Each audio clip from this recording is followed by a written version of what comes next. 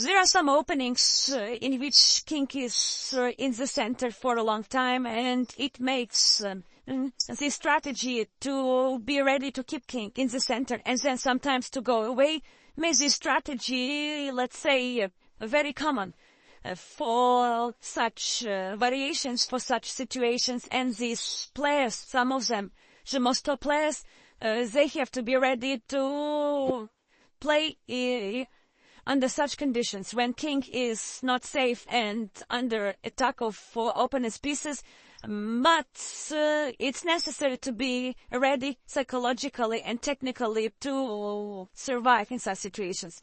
So, game Gershimov and Grishuk, World Team Championship 2010. It's Sicilian. Bishop g4, e4, queen b6. The most sharp line in chess. We can say that it is Fischer line because Fischer was the greatest practitioner of this line, and he played it during his World Championship matches against Spassky, and generally he succeeded very much with this line. Okay, despite the fact that Spassky was very well prepared, and Fischer was forced at some moment to stop playing this line and to try some other openings, even such odd openings as Alekhine defense or Pietz defense. A queen d3 is modern move. The usual move is queen d2, queen b2, rook b1, f5, bishop e7. Now there are some, I can't say so much, theoretical lines. Bishop d2, queen c7. Okay, it's generally such position has to be evaluated from the point of view of positional, let's say, elements. Here, black has always, of course, black has some problems with development and some real weaknesses. So there are few options in this position. The same players tried this variation before. It was played in the game, for example, it was played castle in the game. They played 2 years prior to this game. Of course, they both analyzed this position, and they've researched it very well. But of course, this is some maybe interesting move is even something like queen c4. This idea, take one c4, e5. Knight e6, or maybe even knight f5, just trying to control white square, because such positions are generally very much favorable for white, as there are huge weaknesses of white squares, and black's extra pawn is not a real achievement, and it's not some umbrella to, it's not a shield to save black weaknesses of white squares. But Gershimov, of course, worked a bit differently, and he found the g4 move is the best one. He's read g5, and then e6 pawn becomes weak. So Vereshchuk is trying to stop this business. Vereshchuk is continuing with double attack. One idea is to exploit one pin on the file, and another idea that he's looking on e6 after g5, knight e6 would be a very unpleasant threat. So black has to take some measures against such development, and Vereshchuk finds such moves, rook f7. Of course, in such situations, it's necessary to act without any, let's say, prejudices. It's necessary to protect weaknesses and to improve the position, and of course to stop opponent's threats. It's the only way how it's possible to handle these kinds of position. Of course, black has extra pawn, but it's necessary to suffer for this pawn for some time. It's such strategy generally. Sometimes it's successful, sometimes it's not, but it is kind of special strategy. White plays rook f1. He didn't like now to castle. Probably the reason was queen c5, and this another pin would be rather unpleasant for white, so it's necessary to continue attack with rook f5. Well, okay, now white king is in center. Either So now time is to develop. This is black plays knight c6. White takes now on c6, pawn takes on c6, and of course it's necessary to continue some attack. Not so easy now. Maybe it would be possible to play something like queen d3. Maybe trying then not just to play e5, maybe to try to play h4, g5. But it's becoming a bit slower. So white became a bit slower, and of course Grishuk didn't like it.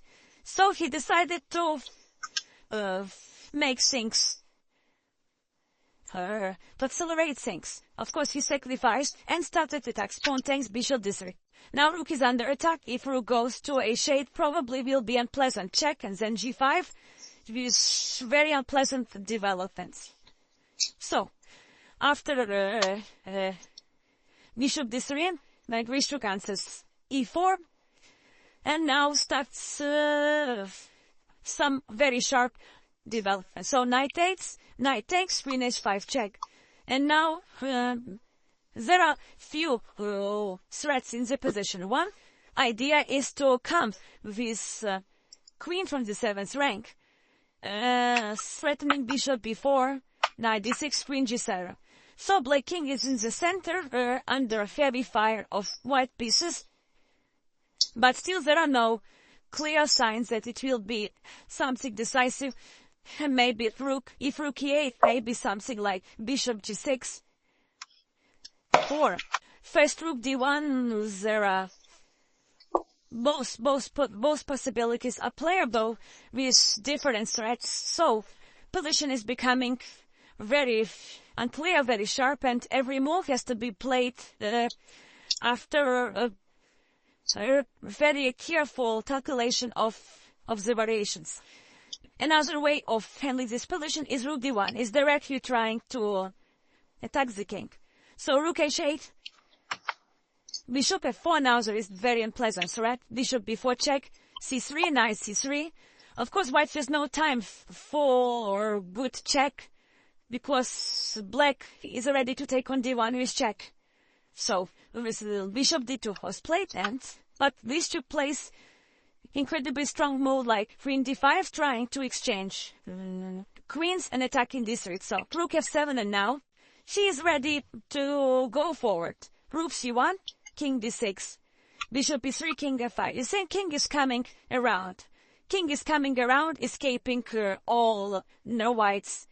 Checks for white with attacking possibilities, hence the play becomes really clear. But at the moment it's very important that queen is under attack, and Kashimo plays a3. So he's ready now to exchange queens, but then black king on b4 will be under different pins. For example, like queen h5, pawn takes b4, king b4, pawn takes g5.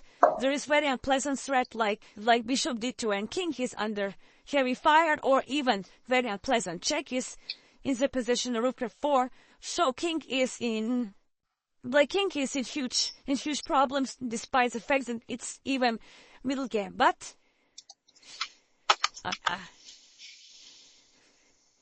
Grishuk is not losing his courage. So he believes that he can come through, because on this part of the board there are not too many white pieces. Okay, so that is simply to take king e3, then even to play king b2, and how white will mate, nobody knows. It's very difficult. But okay, white can return the rook to f2 back with some threats. So it was played a b4, and now queen d3. Okay, now finally black achieved something. This achievement is that black threats mate. Queen e2 is mating threat. So white has to be very fast. King's check, king goes to d3. How to know is not just mate is threatening, another threat is to take on e3.